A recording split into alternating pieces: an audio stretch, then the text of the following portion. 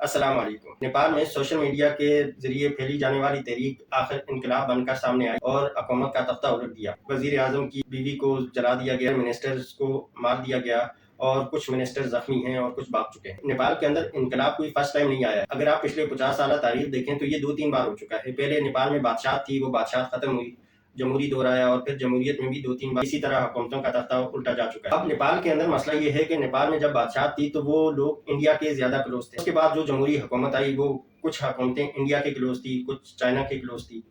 تو کیونکہ بادشاہت کے دور میں ایک بڑے عرصے تک انڈیا نیپال کے اندر انوالو رہا ہے، انڈیا سیکیورٹی دیتا رہا ہے نیپال کو، انڈیا نیپال کے بہت سارے اداروں کے اندر ڈائریکٹلی انوالو رہا ہے، تو انڈیا کا اثر و رسوخ نیپال میں ختم نہیں کیا جا سکا، جس کی وجہ سے نیپال کی کوئی بھی حکومت اسٹرانگ نہیں ہو سکی۔ جو نیپالی حکومت انڈیا کے انٹرسٹ کے خلاف جاتی ہے، حکومت کے خلاف ایکٹیویٹیز کرتا ہے جس سے حکومت کو پرابلم ہوتی ہے، جس حکومت کو ابھی ختم کیا ہے اس کے تعلقات بھی انڈیا کے ساتھ اچھے نہیں تھے، وہ چائنا سے زیادہ کلوز تھی۔ تو یہ بھی ایک وجہ ہے کہ جو ابھی تحریک چلی ہے اس تحریک نے جان پکڑ لی، کیونکہ اس تحریک کے پیچھے انڈیا کی انویسٹمنٹ، انڈیا کی انوالومنٹ، یہ تو ایک وجہ ہے۔ نیپال کی حکمرانوں کی بھی اپنی بہت ساری غلطیاں ہیں۔ نیپال کے میجورٹی حکمران عیاش پرست تھے، ہر منسٹر کا کہیں نہ کہیں افیئر چل رہا ہوتا تھا۔ نیپال کی گورنمنٹ کے میجورٹی لوگ ٹک ٹاکرز تھے، جو کہ اکثر ٹک ٹاک بناتے ہوئے نظر آتے تھے۔ آپ کے حکمرانوں کی پرائیورٹی ٹک ٹاک ہو یا اس طریقے کی ایکٹیویٹیز ہوں، وہ پھر ملک کو کیسے چلائیں گے، ان کا ملک کے اوپر کنٹرول کیسے ہوگا۔ نیپالی گورنمنٹ کے جو منسٹرز ہیں یا گورنمنٹ اداروں کے جو سربراہ ہیں، ان کا کنٹرول نہ ہونے کی وجہ یہ بھی ہے کہ ڈفرنٹ سوشل میڈیا سائٹس کے اوپر اپنی ریلز بناتے تھے۔ ان کا جو فوکس تھا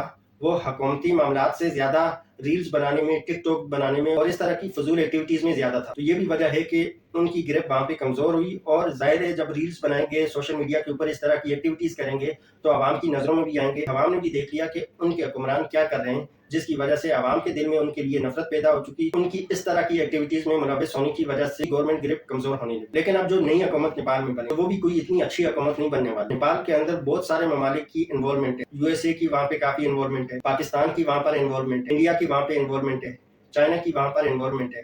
تو یہ تمام ممالک کی جو انوالومنٹ ہے، یہ تمام ممالک وہاں پہ اپنے انٹرسٹ کے لیے اپنے حساب سے حکومتیں بنائیں گے، اور جو نئی تحریک چل رہی ہیں ان تحریک میں بھی ان ممالک کے ہی لوگ ہوں گے۔ تو ایسے میں اگر کوئی حکومت بنتی ہے اور وہ حکومت انڈیا کی حمایت یافتہ ہوتی ہے تو یہ نیپال کے لیے انتہائی خطرناک ہوگا، کیونکہ انڈیا کا اپنا حمایتی ایشیا کے اندر کیا پورے ورلڈ میں اس وقت کوئی موجود نہیں ہے۔